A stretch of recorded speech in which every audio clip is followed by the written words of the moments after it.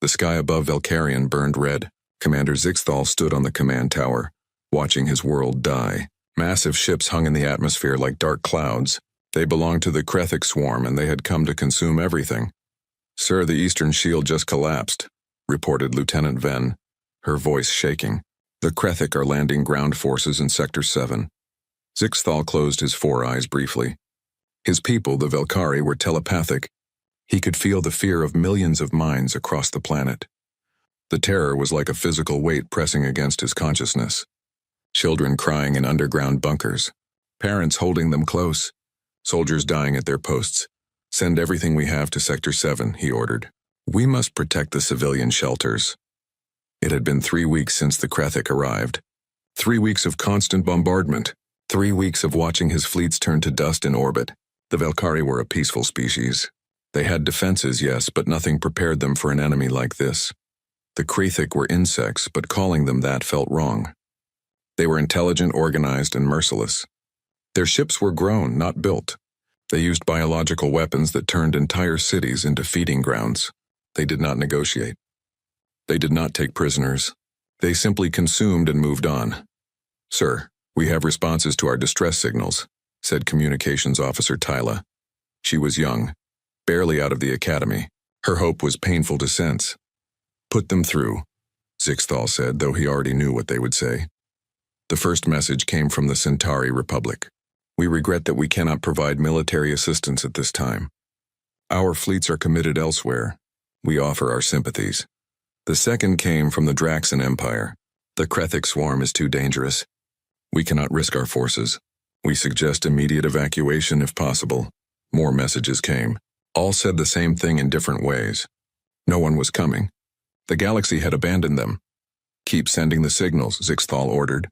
"Someone might hear. Someone might care." Tyla nodded, but he felt her hope dying. She knew the truth as well as he did. They were alone. The next days blurred together. The Valkyri military fought with everything they had. Pilots flew missions knowing they would not return. Soldiers held positions until the Krethic overran them. Engineers worked until buildings collapsed on them. Zixthal barely slept. He coordinated defenses, moved resources, and tried to save as many civilians as possible. The underground bunkers were full. Food was running low. Medicine was almost gone. And still the Krethic came. On the 19th day of the siege, the northern continent fell. 4 billion Valkyri lived there. Zixthal felt their minds go silent one by one. It was like watching stars blink out. He vomited from the psychic shock and forced himself to keep working. "We have 47% of the population in protected shelters," reported his second-in-command, General Krath. "But the shelters can only survive direct bombardment for another week. Maybe less." "Then we buy them a week," Zixthal said. Krath placed a hand on his shoulder. "There is no shame in admitting defeat, old friend. Perhaps we should consider surrender terms."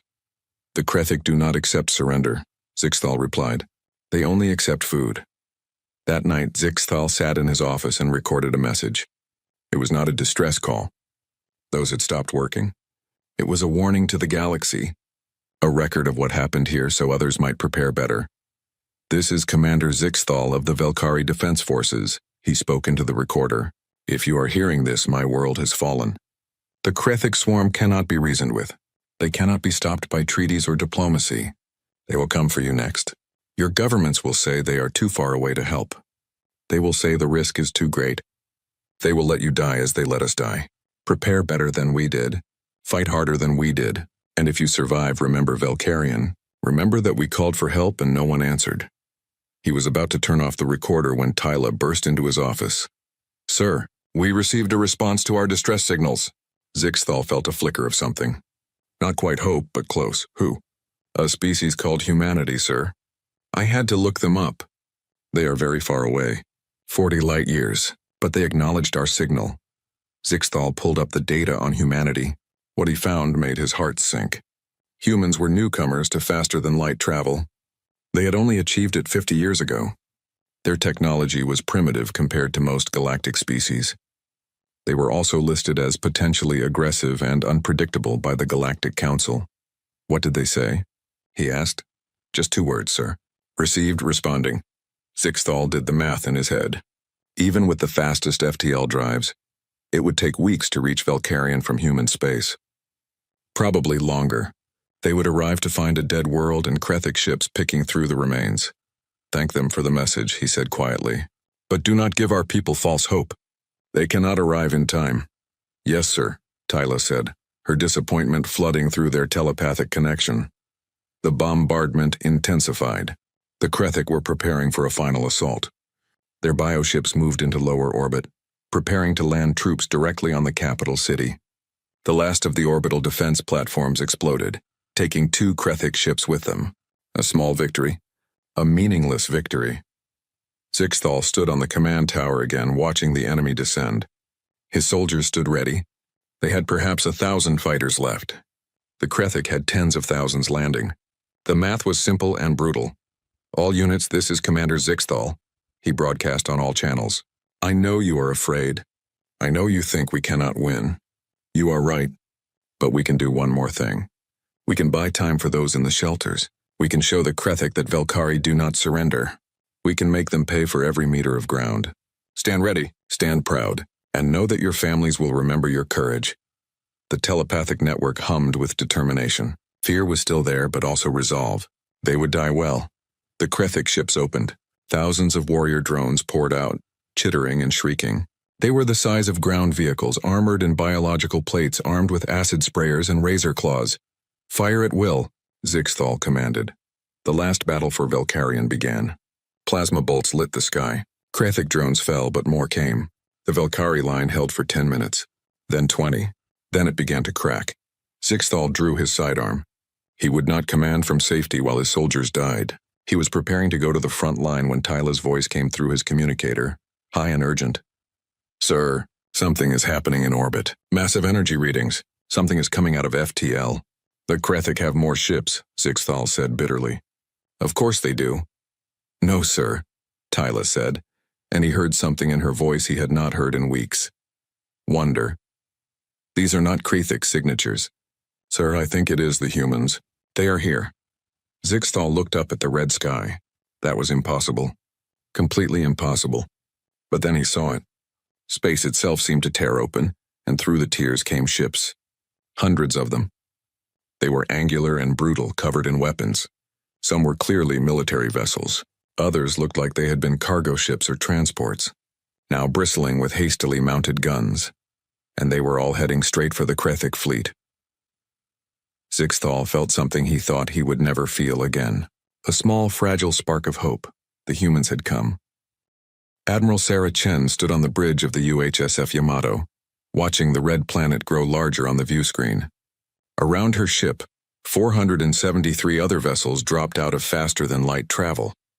The formation was perfect, even though most of the ships were civilian vessels pressed into emergency service. Status report, she ordered. All ships accounted for. Admiral, replied Commander Jackson. We have lost 7 vessels to FTL drive failures during the journey.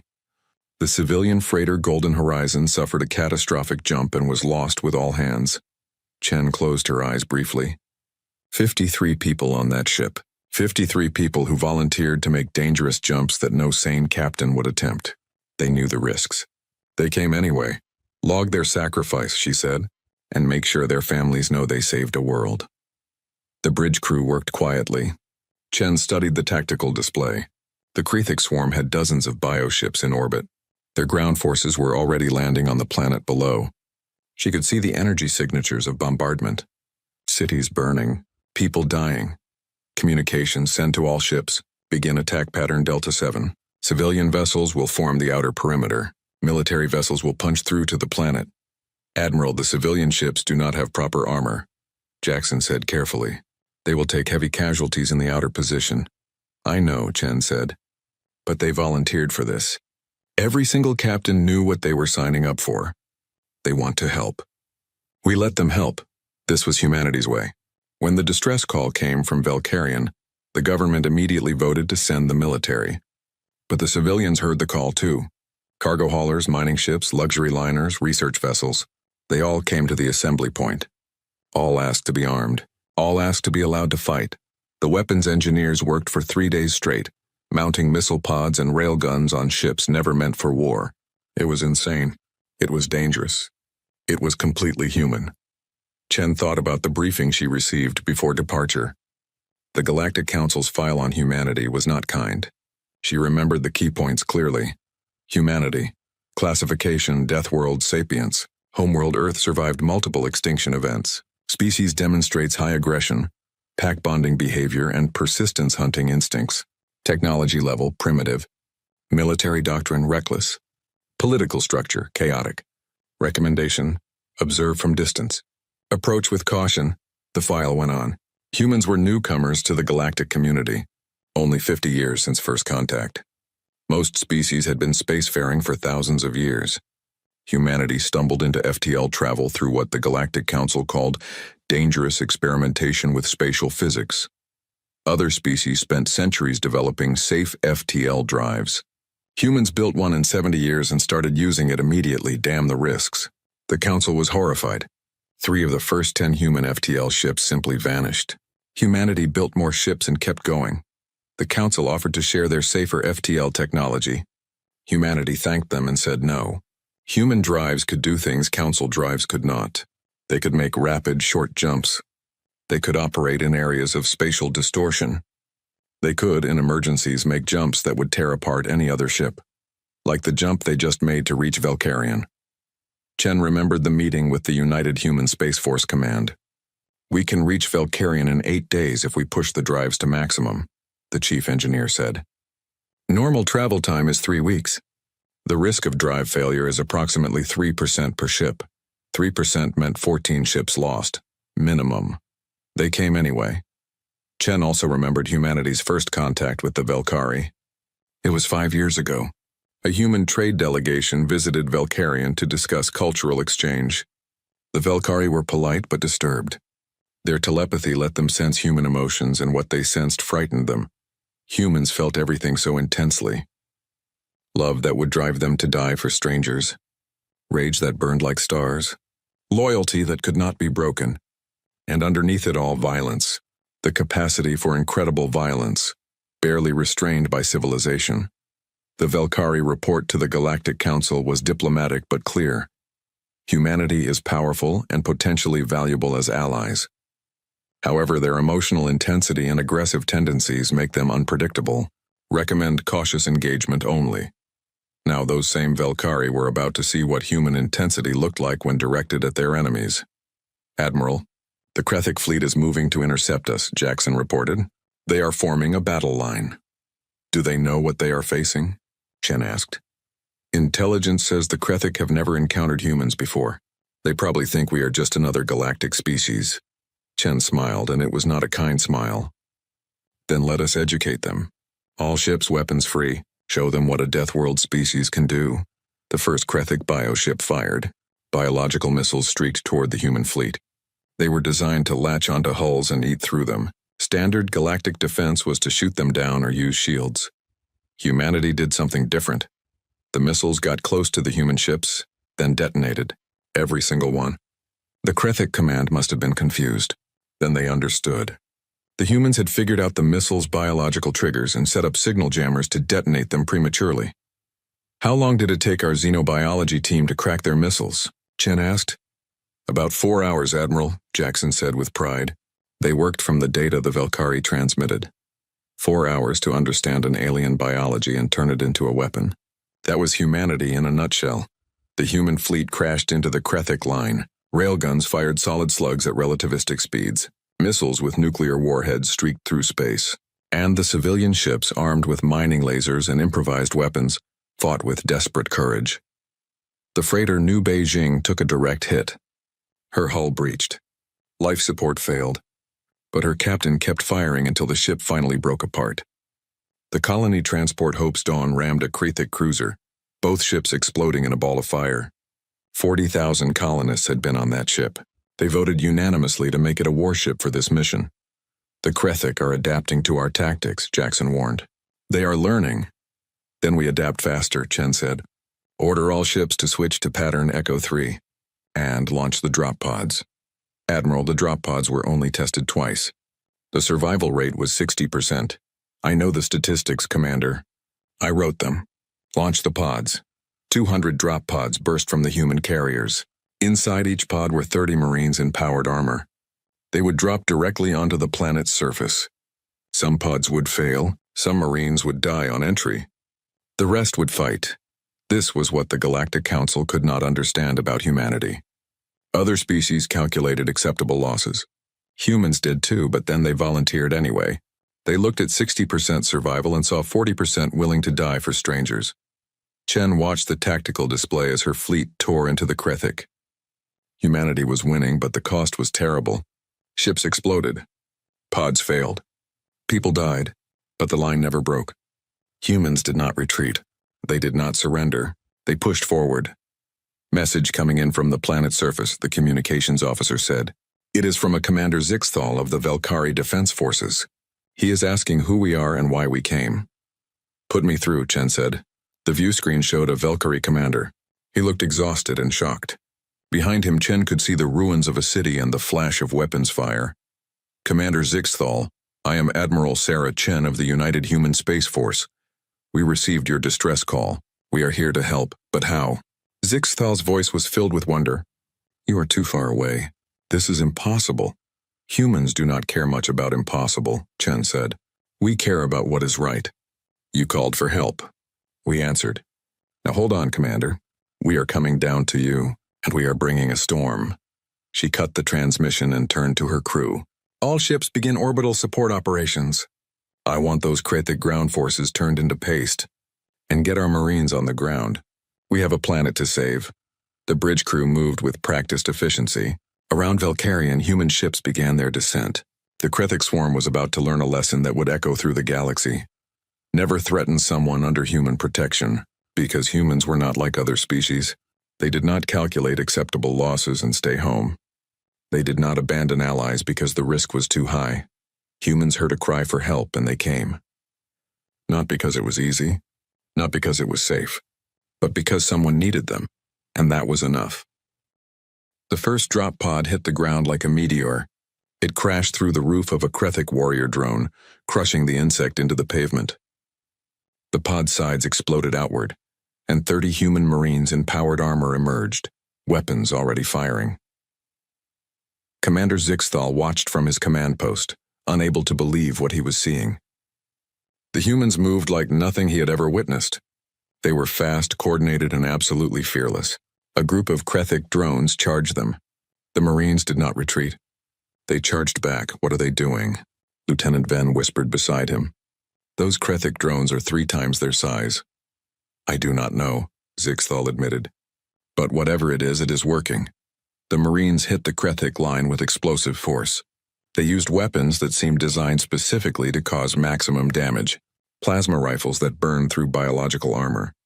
Explosive rounds that detonated inside Krethik bodies. Vibroblades that cut through chitin like paper. But it was not just the weapons. It was the way the humans fought. They worked in perfect teams. When one Marine's shield failed, another stepped in to cover. When ammunition ran low, they switched to backup weapons without pause. When a Marine fell injured, 2 others dragged them to safety while the rest kept fighting. More drop pods fell from the sky.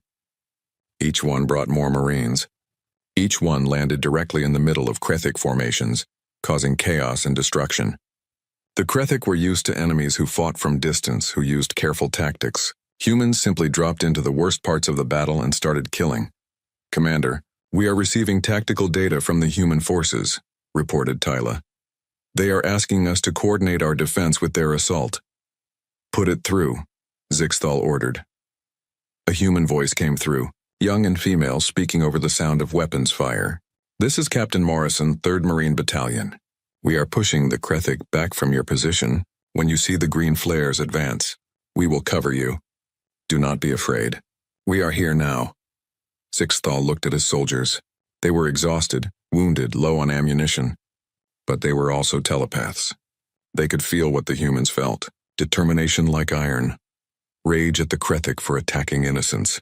And underneath it all, that fierce protectiveness that the Velkari had sensed 5 years ago. Humans had claimed Velkarian as theirs to protect. They would die before letting it fall. All Velkari forces, Zixthal broadcast, prepare to advance on the human signal. We fight alongside them now. For Valkyrian! Green flares burst into the sky. Zixthal led his soldiers forward. They emerged from their defensive positions and saw the battlefield. It looked like a scene from a nightmare. Human marines were everywhere, carving through the Krethic forces. But the cost was visible. Damaged armor, wounded soldiers, bodies that did not move. Yet the humans kept fighting. They seemed to have only two settings, fight or dead. There was no retreat. A massive Krethic warrior, easily 5 meters tall, broke through the human line and charged toward Zixthal's position. It had acid sprayers and claws that could cut through tanks. 3 of Zixthal's soldiers fired at it. Their weapons barely scratched its armor. Then something slammed into the Krethic from the side. It was a human marine in damaged armor. Her helmet was cracked. One arm hung useless, but she had wrapped her good arm around the Krethic's head and was jamming a plasma charge into its mouth. "Get down!" she shouted in rough Valkyrie. The explosion killed the Krethic and threw the human marine 10 meters. Zixthal ran to her. She was alive, barely. Through the cracked helmet, he saw a young human face covered in blood. "You saved us," Zixthal said. "Just doing my job," the Marine replied, trying to smile. "Captain Sarah Morrison. Nice to meet you. Sorry about the mess." Medics rushed forward, both human and Valkyrie. They worked on Morrison together. Zixthal watched in amazement as the human medics worked. They were as fierce as the fighters, cursing and demanding Morrison stay awake, refusing to let her die. "She will live," one of the medics said finally. "We do not leave anyone behind. Not even when they do something stupid like tackle a Krethic solo." Morrison laughed weakly. "It worked, did not it?" In orbit, Admiral Chen watched the tactical display. The battle was going well, but she knew better than to celebrate early. The Krethic had more ships arriving. They were pouring reinforcements toward the planet. "Order the civilian fleet to pull back," she commanded.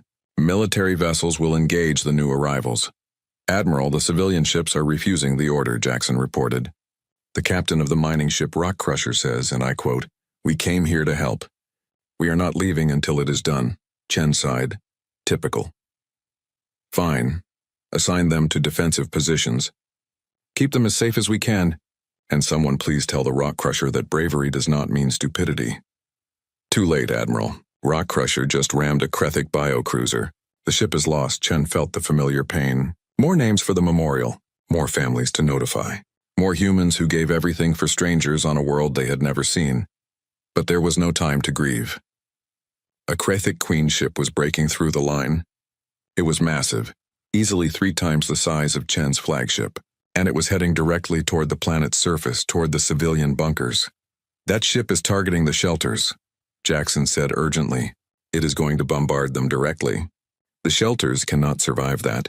Chen looked at the tactical display. The Queen ship was too far away. No missile could reach it in time. No energy weapon had the range. But one thing could reach it: her ship. "All hands, this is the Admiral," Chen broadcast. "I am ordering the evacuation of the Yamato. You have 2 minutes to reach the escape pods. Move now." "Admiral, what are you doing?" Jackson demanded. "Saving those people," Chen said calmly. "That is why we came, is it not? Now get to the escape pods. That is an order, Commander." "With respect, Admiral, no. This is my ship too. If she's making one last run, I am staying at the helm." Around the bridge, the crew stopped moving. They looked at Chen, then at each other. Then they returned to their stations. "It seems we are all staying, Admiral," the weapons officer said. "Someone has to fire the guns." Chen felt pride swell in her chest. "Then let us make it count. Full power to engines, set collision course with that Queen ship, and charge every weapon we have. We are going to hit them so hard they will feel it across the galaxy." The Yamato accelerated. She was a beautiful ship, built by human hands, crewed by human hearts. She had served for 20 years, seen a dozen battles, saved countless lives. Now she would save one more world. The Krethic Queen ship tried to evade. Too slow, too late. The Yamato crashed into it at full speed. The impact was visible from the planet's surface, a new star burning in the sky. On the ground, Zixthal felt the death of hundreds of minds in orbit. Human minds, bright and fierce, suddenly gone. He looked up and saw the explosion. He understood immediately what the humans had done. "They sacrificed themselves," he whispered. "For us, for people they never met." Captain Morrison, lying on a stretcher, followed his gaze. "That is Admiral Chen's ship. She was a good commander. The best. Tears ran down her face. "We will finish this for her. We will make it count." The battle raged on. More Krethik ships arrived. More humans died, stopping them. But slowly, inevitably, the tide turned. The Krethik had more numbers. But humans had something the Krethik did not understand. Humans refused to lose. When their weapons broke, they used their fists. When their armor failed, they kept fighting. When they should have retreated, they advanced. Every Krethik victory cost them dearly. Every Krethik attack was met with fierce resistance, and the Krethik began to break. Their hive mind could not understand an enemy that would not be intimidated. They expected rational behavior, calculated retreats, surrender when the math said they could not win. Instead, they found humans who looked at impossible odds and said, "Watch us." A Krethik commander drone broadcast a retreat signal. The swarm began pulling back from Valkyrian. They had never retreated before.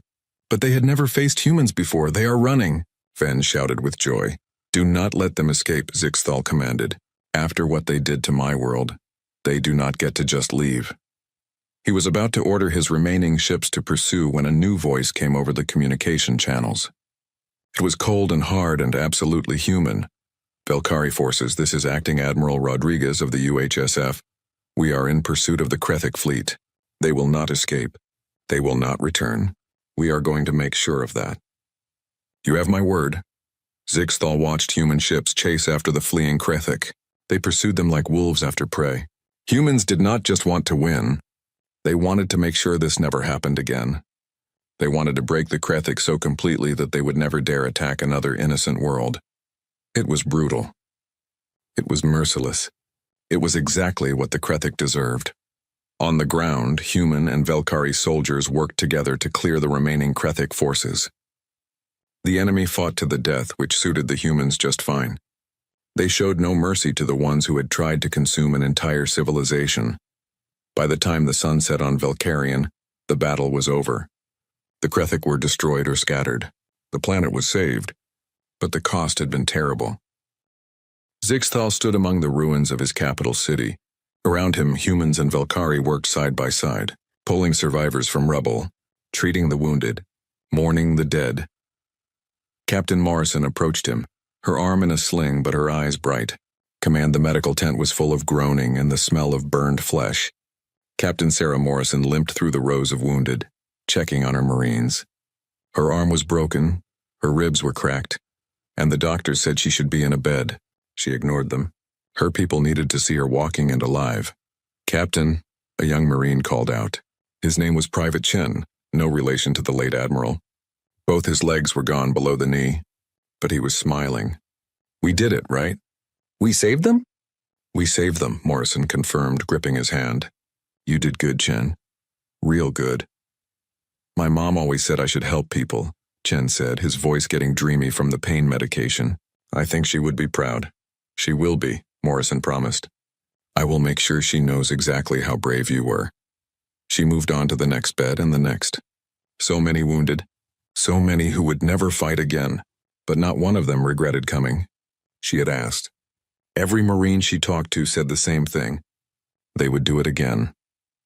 Outside the tent, Commander Zixthal met with Acting Admiral Rodriguez. The human commander looked tired but stood straight. Behind her, salvage crews were working to recover escape pods and gather the dead. "The casualty report, Admiral," Rodriguez said quietly. "We lost 37 ships. 17 were military vessels. 20 were civilian. Total human casualties are 4,863 dead. Another 2,000 wounded." Zixthal felt those numbers like physical blows. Nearly 5,000 humans dead. For his world. For his people. The weight of it was crushing. "That is more than your entire military lost in your last war," he said, remembering the human history files he had read. "Yes," Rodriguez agreed, "but that war was about politics and territory. This was about saving lives. The people who died here knew what they were fighting for. That makes a difference. How can you be so calm about this?" Zixthal asked. "Your people died by the thousands." Rodriguez's calm mask cracked slightly. "I am not calm, Commander. I am furious. I am heartbroken. I will spend the next year writing letters to families, telling them their children, parents, siblings are never coming home. But I will also tell them the truth. They died as heroes. They saved an entire civilization. And if I could go back and choose again, knowing the cost, I would make the same choice. That was the thing about humans, Zixthal was learning. They felt everything so deeply. The pain, the loss, the grief. But they did not let it stop them. They carried it and kept moving forward. A commotion at the edge of the camp drew their attention. Velkari civilians were arriving, thousands of them, coming out of the bunkers now that it was safe. They saw the human soldiers and medical staff. They saw the wounded humans who had bled for them, and they began to cry. Velkari were telepathic. They could feel human emotions. They felt the pain of the wounded, the grief of those who lost friends, the exhaustion of soldiers who had fought beyond their limits. But they also felt the satisfaction, the fierce joy of a job well done, the pride of having saved innocent lives. An elderly Velkari woman approached Morrison as she exited the medical tent. The woman was thin and frightened, but she walked right up to the human captain and placed her hands on Morrison's face. It was a Velkari gesture of deep respect and connection. "Thank you," the woman said simply. "You saved my grandchildren. They are alive because of you." Morrison felt tears burning her eyes. This was why she wore the uniform. This was why humans came to this world. For moments like this, for the knowledge that what they did mattered. "What is your name?" Morrison asked. "Tyla," the woman said. "I was the communications officer who received your signal. When you said you were coming, I did not believe it was possible. But you came anyway." "We said we would," Morrison replied. "Humans keep their promises." More Velkari approached. They brought what little food they had saved. Water, medical supplies. They offered everything they could to the humans who had saved them. Human soldiers, exhausted and wounded, shared their rations with Velkari children. Velkari doctors worked alongside human medics, learning from each other, saving lives together. Zixthal watched a human marine teach a group of Velkari children how to play a card game.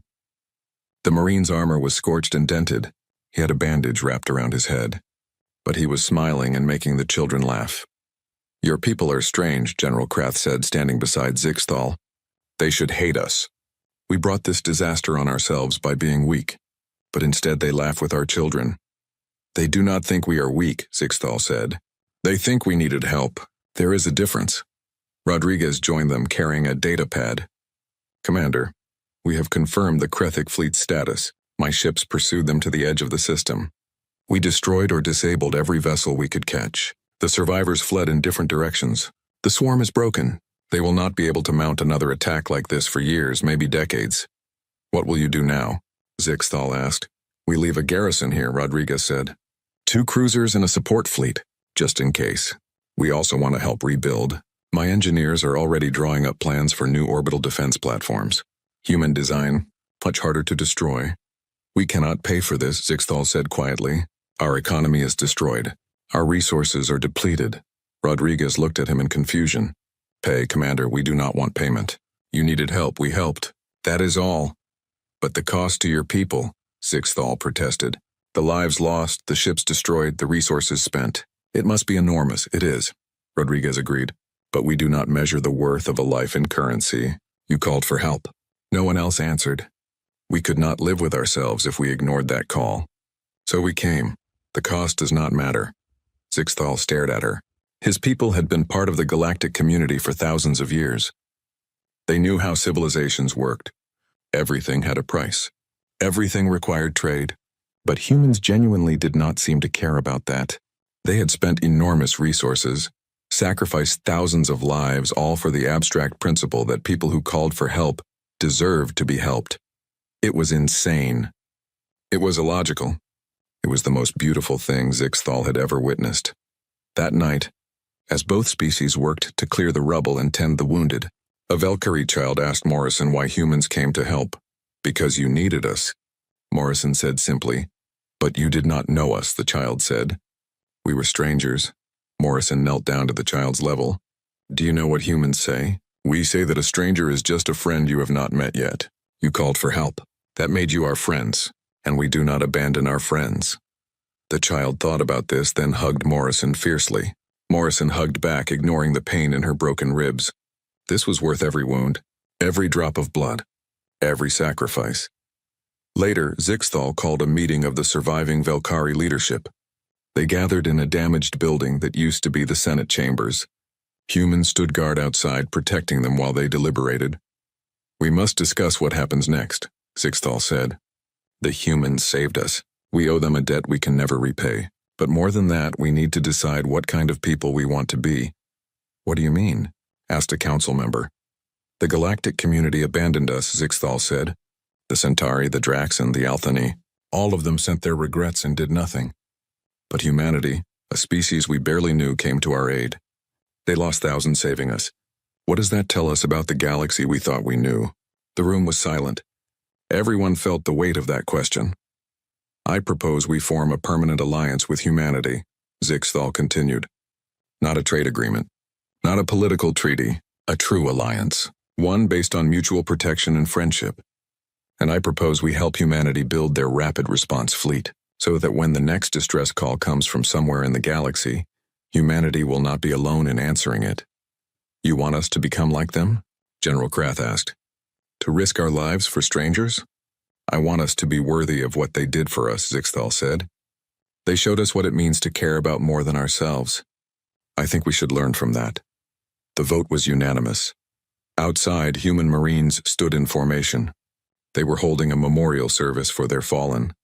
Admiral Chen's name was read first, then every other human who died saving Valkyrian. Morrison stood with her Marines, tears streaming down her face. "They died as heroes," she said. "They died doing what was right. We honor them by living well and continuing their mission. We honor them by being the people they believed we could be." The Marines saluted. Velkari civilians who had gathered to watch copied the gesture clumsily but with genuine respect. In orbit, human ships worked to repair damaged vessels and recover the bodies of the fallen. Every human would go home. That was the promise. No one left behind, living or dead. Rodriguez stood on the bridge of her new flagship looking at the planet below. They had saved it, but the cost was high. She thought about Admiral Chen going down with her ship, about the crew of the Golden Horizon, lost in FTL, about the 4,000 others who would never see Earth again. Was it worth it? Her second officer asked quietly. Rodriguez looked at the 3 months after the Battle of Valkyrian, Commander Zixthal stood before the Galactic Council. The chamber was enormous, filled with representatives from 200 different species. All of them were watching him. All of them knew what he was going to say. "Honored council members," Zixthal began, his voice steady. "I come before you not to ask for aid. The time has passed. I come to tell you what happened when my people called for help and who answered." He activated the holographic display. Images filled the chamber. Krethic bioships descending on Valkyrian, cities burning, Valkyri soldiers making their last stand, and then the arrival of humanity. The council watched in silence as the battle unfolded. They saw human ships, military and civilian, emerging from FTL. They saw the desperate tactics, the brutal fighting, the terrible losses. They saw Admiral Chen's ship ram the Krethic Queen ship. They saw human Marines fighting alongside Valkyri soldiers. They saw 5,000 humans die for a world that was not their own. When the recording ended, the chamber remained silent. "This is what humanity did," Zixthal said. "When we sent our distress call, 46 species received it. 45 sent polite refusals. 1 sent ships. Humanity traveled further, faster, and through more dangerous space than anyone thought possible. They lost ships just getting to us. They lost thousands saving us. And when we tried to thank them, they said they were just doing what anyone should do." He paused, letting that sink in. "But we all know that is not true, because 45 species chose not to help. 45 civilizations, some far closer than humanity, decided our lives were not worth the risk. I understand why. The Krethic are dangerous. The distance was great. The cost would be high. Every species on this council can justify why they did nothing." Zixthal's voice hardened. "But humanity could not live with those justifications. They came anyway. So I ask you, honored council members, what does it say about our galactic civilization when the newest, supposedly most primitive member, is the only one willing to risk everything to save strangers?" The Centauri ambassador stood. She was tall and elegant, from a civilization that had been spacefaring for 10,000 years. "The Valkyri situation was tragic, but the risk was too great. We have a responsibility to our own people first. Humanity has that same responsibility," Zixthal replied. "Yet they came.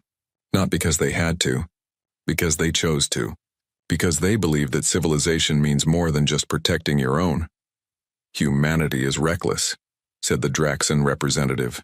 They take insane risks. Their casualty rate proves this was a mistake. Tell that to the 4 billion Velkari who are alive because of those risks, Zixthal said coldly. Tell that to the children who still have parents. Tell that to the families who were not consumed by the Krathik. Human recklessness saved an entire species. What did your caution save? The council erupted in angry voices. Zixthal let them argue. He had said what he came to say. Finally, the council speaker called for order. The humans showed great courage, the speaker admitted. But what is your purpose here today, Commander? Surely not just to shame us. I came to inform you that Velkarian is withdrawing from the Galactic Mutual Defense Treaty, Zixthal said. That treaty promises that member species will come to each other's aid. But when we needed help, that treaty was worth nothing. Instead, we are forming a new alliance, the Velkari Human Mutual Aid Pact. When either of our species calls for help, the other will answer. No debates, no political calculations, just immediate response. That is foolish, the Althani delegate said. What if the threat is too great? What if helping means your own destruction? Then we face that together, Zixthal said. That is what allies do. That is what humanity taught us. He left the council chamber without waiting for dismissal. Behind him, the delegates exploded into arguments. Some called him a fool. Others were silent, thinking. A few looked ashamed. But Zixthal did not care what they thought anymore. He had learned who his real friends were. On Earth, in a place called Arlington, a new memorial was being built.